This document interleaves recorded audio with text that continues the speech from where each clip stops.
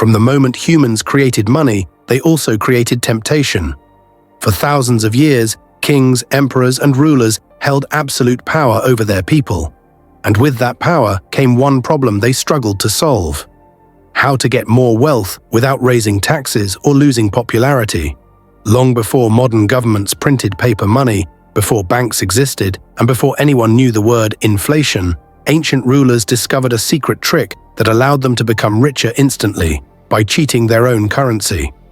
This was the first version of an inflation scam, and it changed the course of economic history forever. At first, money was simple.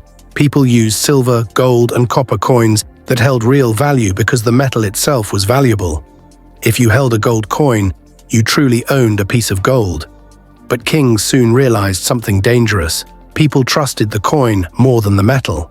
If the ruler's face was on it, the public accepted it as money without weighing it every time.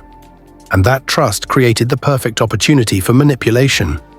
The earliest big example came from the ancient Lydian kingdom around 600 BC, when coins were first invented. Since only the king's mint had the authority to produce coins, he realized he could slowly reduce the amount of gold or silver in each coin and still force people to use it at full value. This became the blueprint for almost every major civilization afterward.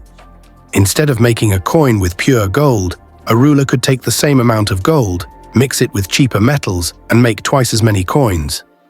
To his people, the coins looked almost identical because the royal mint stamped the same symbol on them. But in reality, their real value had secretly dropped.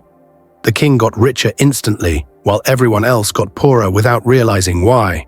This was the earliest form of inflation. One of the most famous cases comes from ancient Rome. For centuries, the Romans used a silver coin called the denarius. In the beginning, it was almost pure silver. A Roman soldier trusted that his pay was real wealth in his hands. But massive wars, military expansion, and government spending became too costly. Instead of admitting financial trouble, Roman emperors began secretly reducing the silver content of the denarius. Nero, who ruled in the 1st century, was the first emperor to do it. He reduced the silver purity just slightly, hoping no one would notice. But once the door was opened, every emperor after him continued the trick. By the time of Emperor Caracalla, Roman coins had far more cheap metals than silver. And by the 3rd century, under Emperor Diocletian, the denarius had lost almost all of its silver. What used to be real money became nothing more than a shiny piece of metal pretending to hold value. The effects on everyday people were devastating. Prices began to rise for basic goods because merchants demanded more coins to get the same amount of silver as before. Soldiers complained their pay lost value. Farmers refused to sell grain for coins that felt lighter and worth less. Markets became unstable. Ordinary citizens saw their life savings evaporate, not because they spent irresponsibly, but because their ruler silently destroyed the value of money. Eventually, the Roman Empire suffered economic collapse, and historians today still point to coin debasement as one of the major reasons behind its downfall. This pattern wasn't limited to Rome. Ancient China faced the same issue. During the Han Dynasty, emperors began mixing cheaper metals into their bronze coins to stretch the government's budget. When people noticed, trust in the currency fell, and markets shifted back to barter because no one trusted the value of money anymore. The government responded by punishing anyone who questioned the coins, proving that the inflation scam was not just economic, it was political. In medieval India, several kingdoms tried similar tricks by reducing the purity of silver tankers. Some kingdoms even called their new, weaker coins reforms, claiming they were improving the money system. But people soon felt the inflation in daily life: higher food prices, rising cost of cloth, and sudden poverty for anyone holding old savings. In the Islamic world, some rulers also tried to mix cheaper metals into gold dinars and silver dirhams, but scholars strongly condemned it as deception. Even then, the temptation of creating free money was too powerful, and rulers occasionally debased coins during times of war or famine. Over and over again, history showed that whenever a government controlled the mint, it also held the ability to quietly take wealth from its citizens. What makes ancient inflation scams so fascinating is how similar they are to modern problems. Today, governments don't melt coins to cheat value, they print paper money or create digital money. but the effect is often the same. When too much money is created, the value of each dollar falls, and ordinary people feel the pressure through rising prices. The difference is that ancient kings did it in secret, whereas modern governments do it through financial policies. But whether it was a Roman emperor mixing copper into silver or a modern government printing money during a crisis, the basic mechanism of inflation remains unchanged, creating more money without creating more value.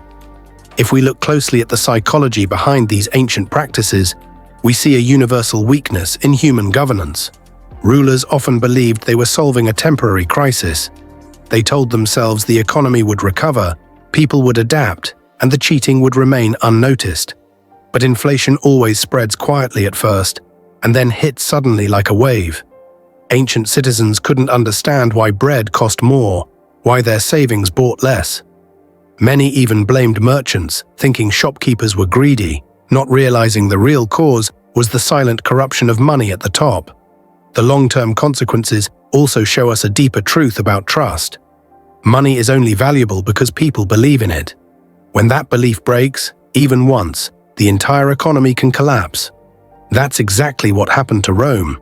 A currency that once united an empire became so worthless that people rejected it entirely. Farmers demanded payment in grain, soldiers demanded land, and the empire fractured under the weight of its own financial dishonesty. In every civilization where coin debasement occurred, the pattern was the same. First comes the mixing of metals, then comes rising prices, then comes public frustration, and finally comes economic instability or even collapse. What we learn from history is that inflation is not just a modern issue, it is one of the oldest financial tricks in human civilization. Ancient kings printed fake coins not because they were ignorant, but because they understood human psychology. They knew people trusted symbols, stamps, and authority more than the actual weight of metal in their hands. And that trust allowed rulers to become richer at the expense of their own people. Understanding these ancient inflation scams helps us understand today's economy more clearly. It shows that money is not simply metal, paper, or digital numbers. It is a story everyone agrees to believe. And whenever those in power manipulate that story for their own benefit, the entire society feels the consequences. In the end, the first inflation scam in history was not just about coins. It was about trust, power, and the dangerous temptation to create wealth out of nothing. Ancient kings learned this lesson the hard way, and their economies collapsed as proof. For us today, the past serves as a warning. Whenever money loses connection to real value, whenever those in charge change its worth for convenience, inflation becomes a silent thief, stealing from the public while pretending everything is normal. History proves one thing again and again. When rulers cheat the currency, the people always pay the price.